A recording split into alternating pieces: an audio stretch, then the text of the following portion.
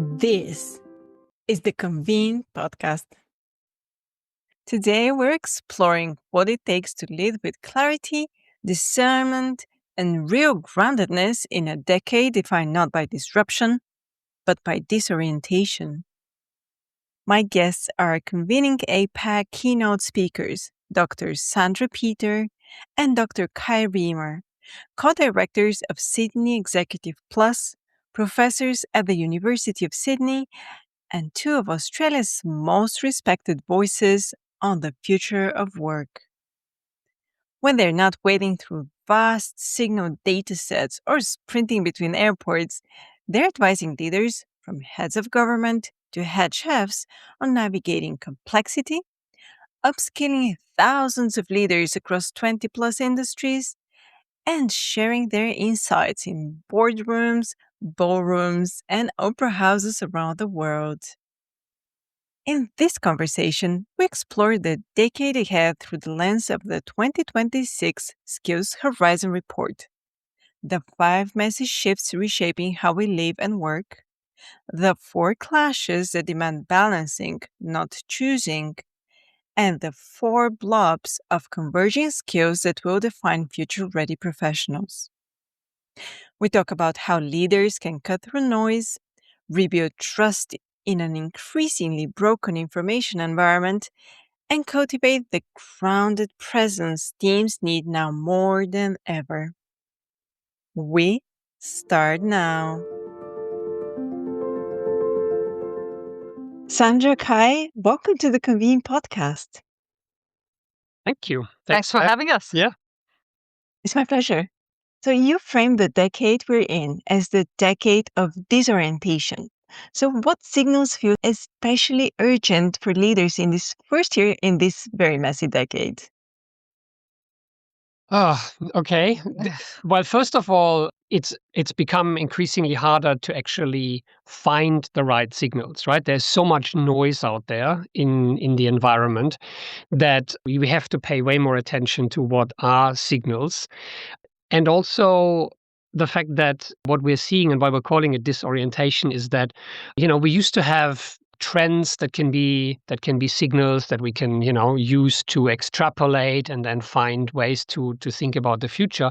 A lot of that starts breaking. Yeah, and a lot of people are very used to thinking about the world in terms of trends that they can follow, and they start ignoring signals and they try falling back onto those trends. And what we're seeing is much messier. We're seeing things fragmenting, we're seeing things decaying. We call these things shifts because it's kind of an easier way to think about the impact that they have on the work that we do. And I want to address the 2026 Skills Horizon Report, which also will be linked in the show notes for those who want to dig in. And by the way, it's a fantastic report. I encourage everyone to download it and read it. So there you outline these 5 major shifts, as you just mentioned: the values, technology, accountability, trust, and energy. So for the sake of event planners, which one or two should they prioritize as they plan the next few years, and why? So We each get to pick one. Why not? You pick first. I pick first. Oh, I think probably the values shift for me.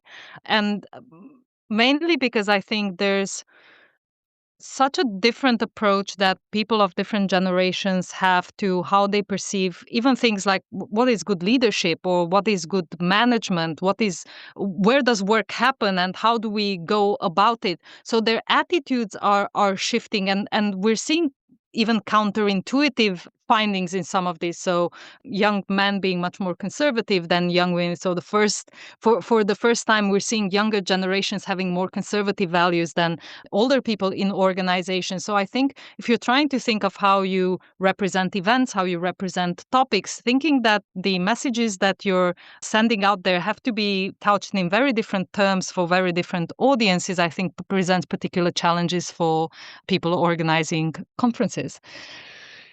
Okay, well, it's not easy to pick. Everyone wants to say technology and AI, but we keep that in the box. I want to say the trust shift. And the trust shift because I think events have an increasingly important role to play to reinstate trust in expertise, trust in science, trust in news, trust in journalism, trust in reliable sources of information, right? The information environment is increasingly broken. Social media gets inundated with misinformation, disinformation, AI-generated slop. So people are looking for trusted sources of information. And I think events can have a big role to play in that space by curating speaker lineups, by favoring established voices, expertise, diverse lineups of people who bring really good and interesting perspectives. And I think that that's important because it's a way to counter that eroding trust that the wider population has in established sources of information, partly because the information environment, as we said, is increasingly messy and broken. So yeah. So there you have it, values and trust. We managed to not say AI yet. Why not? Oh, You wait. said it. We're keeping it in reserve. It's coming. And I'll go back to trust in a bit. But before that, I just want to move kind of in the way that you designed the report, because it's important that we follow the structure, I feel. So these shifts create four clashes, right? We have policy versus people, efficiency versus expertise, capability versus control, and abundance versus attention. And now we can spend a lot of time on all of those. But I just want you to address, why did you say that it's not either or tension, but rather a balancing act between those? For all the clashes that we have there, it's leaders won't be able, or organizer won't be able to pick one correct way. It's always a matter of having both and figuring out to what degree you can balance. You manage policy. You mentioned policy versus people, or efficiency versus expertise. You want to take advantage of both, and you want to figure out how do you strike that productive balance. Now, when we designed this report, and maybe we should have said that a bit earlier, but when we designed this report, what we did is, first of all, we had a look at every conversation that's out there, from what happens at big conferences like Davos or South by Southwest, to all the way to what happens in places like The Economist or the best business books of the years. But we spend a lot of time talking to leaders, 150 of them for this edition, global CEOs, heads of state, Nobel Prize winners, head chefs, airline captains, theater directors. And every single one of them identified the need to have these places where it's always this balancing act. You can't pick one of them. You need to be able to balance both. So we wanted to draw people's attention to these four this time around. So in the first edition of the report, we had the shifts. We paid a lot of attention to how things are breaking. For the second edition, we wanted to translate how those shifts create fault lines and how that actually plays out for leaders. And it is in those clashes. And if you think about efficiency versus expertise, for example, around the role of AI, you want both. You want the efficiency gains, productivity, but you also want to use AI to uplift your expertise and not to erode it. But, we're seeing problems on both sides. We're seeing AI creating messy conditions around productivity because, if you think about, I can now create much longer reports much faster. And now I have to lead all those long reports that Kai is writing. So is that productivity when I create more and she has more work reading it, for example? But at the end of the day, AI does create great efficiency gains. We can do things faster. We can do novel things that we weren't able to do before. But it can also erode expertise if you're not thinking about the work that you're doing and generating slop like less attention, less care, right? Easily done.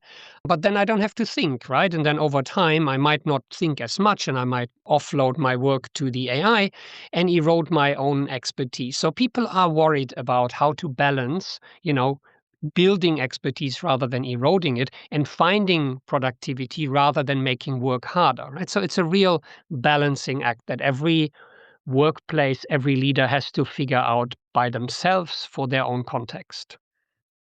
And I just want to focus it for a second on abundance versus attention, because that felt very in line with events, right? Because absolutely. What I see is, we go to conferences, we're not really concentrated sometime because there's all these things happening in the world. So the question is, how can event leaders really help attendees make sense of what's happening and focus and not just consume content, but really be there. So on the one hand, let me say that I think the clash between abundance and attention has always been there, but it's never been this urgent. There's the need to stay informed on more stuff than ever before, but everyone's attention is strained, as you said, by either too much information or fractured by things like algorithms. And for most people, that translates into like everyone's following, they're on 7 social media networks at all times, Substacks, podcasts, even great ones like this one, newsletters and so on. But on the other hand, they're getting interrupted all the time. They're reading more stuff than they should be reading. This technology is a solution, but also a problem. And I think event organizers have a chance to do that curation, which is one of the big problems. How do you find the signal in the noise? And finding the signal in the noise means here's what you need to pay attention to. Here it is in a form that's digestible and that's accessible to you, particularly tailored to that audience. And event organizers have been doing this for a very long time. I just think now it's kind of their work is more important than ever. Yeah. So one of the things that we highlight in the report is the discernment, the taste, right? So to judge what is really important. And that's basically the job of a curator, of a programmer, right? To figure out what are the kind of what's the lineup, what's the content, what are the ideas that we bring to the audience to basically cut through this noise on the one hand. So there's a very important role, probably an elevated role for events to play, because you can actually break through this noise with a really well curated lineup. And then the other part of the equation, which is sort of the attention bit, I think be mindful around how we use technology in events, right? Yeah. Because I've observed that there's a very liberal sort of working with, and here's a QR code and then this Slido and this Slido.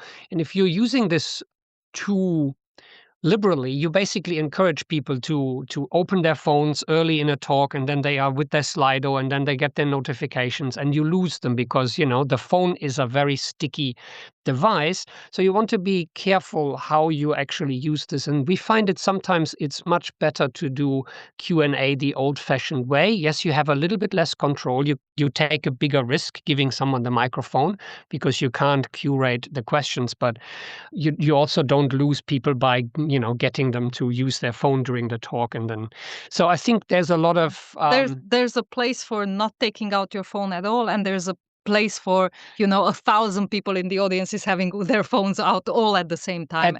Yeah, exactly. So create moments is what I'm saying, rather than be mindful about when to introduce technology rather than just do it as a byproduct of what you're doing.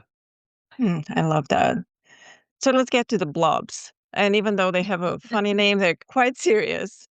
So the blobs highlight the converging skill clusters shaping future-ready professionals, just for those that have not still seen the report. So if we map the blobs onto the role of event organizer, which new hybrid capabilities matter most and which traditional strengths are becoming less central, you think?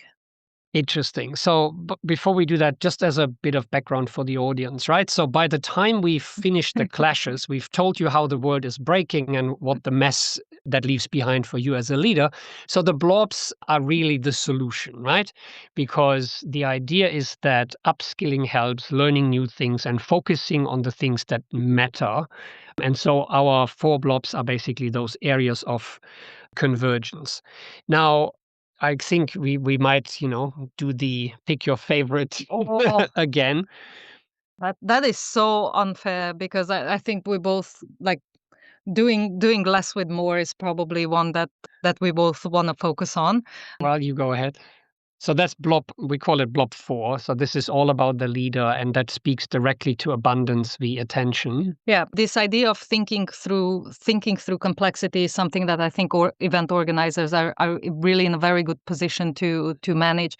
Probably a couple of things that I'd highlight out of it. There's been an emphasis on bringing new things to audiences all the time, but I think there's an important point to highlight that there are also some things that a lot of audiences take for granted or assume or have been thinking in the same way for a very long time, and they need to let go of those ideas. We call that skill unlearning in the skills horizon, and it's been around for a while, but I think more important now than ever. There are some very established theories, ways of thinking about the world, even things that were popularized at big conferences where either the research has moved on or the world has moved on, but we never do the job of retiring those ideas. We just leave them out there a bit like zombies, trying to find, not a lot of thinking, but still moving around. They still look like they're alive. And there's quite a few of those. So I think there's a place for helping people unlearn things.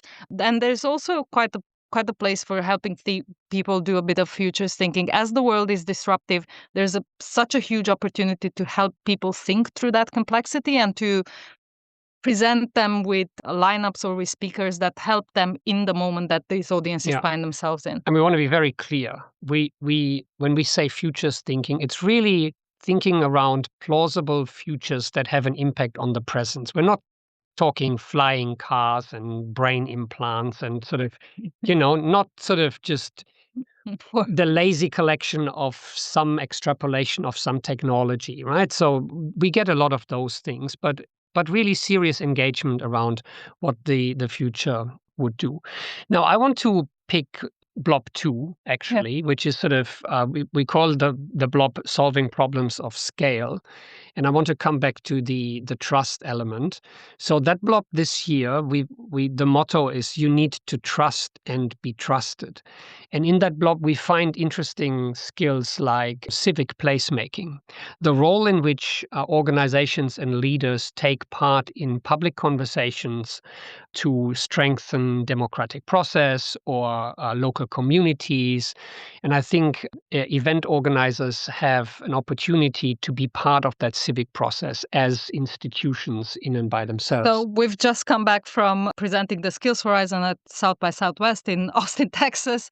And South by Southwest has been in Texas for 40 years. But the role of conferences like that to create a place to bring community together, to do that cross-pollination between people from different industries of different ages, I think that if anything, the decade of disorientation strengthens the role and places so much more important on these moments that are not just the conference themselves, but a community that comes together around events. So this idea of how do you build trust at scale, I think conferences have a huge role to play in that. Yeah. And I mean, conferences, especially international ones, they are impacted by geopolitics, but they're also a really good way to engage with geopolitics because they bring together people from many different places internationally, and they're also therefore an opportunity for people to sort of build bridge across cultural differences and things like that. So, yeah, I think the 2 blobs we would want to highlight. Oh, and they're also fun, Maggie. Yeah, but also serious. So. And I think you also kind of touched on blob 3, right? About disagreeing and still coming out together as with greater trust and dignity. So I think that was good. That was my favorite. So I get to mention it. Yeah. Look, yes, of course. The idea of working across differences and the idea to create discourse that fosters belonging rather than division. I think there's also a good place for events again. There's a good quote in the Skills Horizon from one of the leaders around moving slowly and fixing things. So there's great opportunities for that. Yeah. So you wrap up the whole report with the idea of the grounded leader, which is someone who cultivates taste, makes sense, and speaks human, which I loved. So can you share how a good grounded leader will help engage, guide, and inspire their teams? So the idea of the grounded leader, first and foremost, is we hear a lot about, adaptive leadership. But the problem with adaptive leadership is you need to know what to adapt to, right? And with the shift and with the disorientation and the messiness of today's world, sometimes it's very difficult to know where to look and what's a stable thing to latch onto. And so And What we're for saying teams, is, this is particularly stressful. Like people in organizations try to figure out everything is changing around them. Where do I look? So the role of the leader really changes for us. the leader themselves need to be grounded. That's the idea. And how do you do that? We say by cultivating taste. And what we mean by that is to have a point of view, first and foremost, your own point of view. And it's not about being right or wrong or being correct, but having an outlook on the world that people can latch onto so that they have a fixed point from which to see the world, right? And then use that to decide what's good and what's not. You will make mistakes, you will be wrong, you can adapt as you go, but at least you have you become the fixed point for the team to then be a meaning maker, to be a placemaker, and all the other things. But it all sort of evolves from taste. And I think the one that you also mentioned, like, keeping it real, the idea of speaking human, over and over we heard from leaders over the past years. Don't use jargon, say things in very practical ways that Cut the audience. crap. Yes, cut the crap. Use a bit of humor, right? And infuse it with personal anecdotes and with humor. And we've seen a lot of leaders trying to really engage with audiences in very straightforward, real ways. Yeah, not taking yourself too seriously, and also, being there for the team. We're past that polished look of a leader, right? We need a raw reality. Yeah. Was there anything we didn't mention and we definitely should before we wrap up? Oh, look, I think we've done great not to mention artificial intelligence. We and mentioned it, but we really but and for those of us who do research in, like, we do actual research in artificial intelligence, is something that we've spent many years before it was cool. We were in AI before ChatGPT, before it was cool, right? We're nerds with glasses. I think there will be a huge upskilling kind of moment for people around AI. So I think we're very far from understanding what this is doing to professions, to the way in which we organize social lives, to our economies, to our democracies. So I think that will be on the radar for quite a long time, but we need to very much move beyond the hype and figure out how we make these things actually work. So I think having a lot more realistic kind of talks grounded in what the technology actually is, not the hype that we need to raise the kind of funds that we need to to support it, but what the technology actually does, and then research or work as it evolves, as we understand what it's doing to productivity, how it's changing our organizations, our economies. And I think in that respect, again, conference organizers, conveners have a great opportunity to kind of tap on into the realistic versus the fantastical sides of AI. I love it. what she said. And I'm sure that was just a taste from what you're going to deliver at Convening APAC, which is coming up. So I hope people are now even more excited to learn about the blobs and all the other fun things in the report. And of course, they can get a head start by downloading it. So Sandra, Kai, thank you so much for making the time and being on the podcast. Well, thanks Thank for having us. Thank you so much for having us, Maggie. Look forward to seeing you in 3D. Yeah. Thank you. Thank you. Remember to subscribe to the Convene podcast on your favorite listening platform to stay updated with our latest episodes. For further industry insights from the Convene team, head over to pcma.org/convene. My name is Maggie. Stay inspired, keep inspiring, and until next time.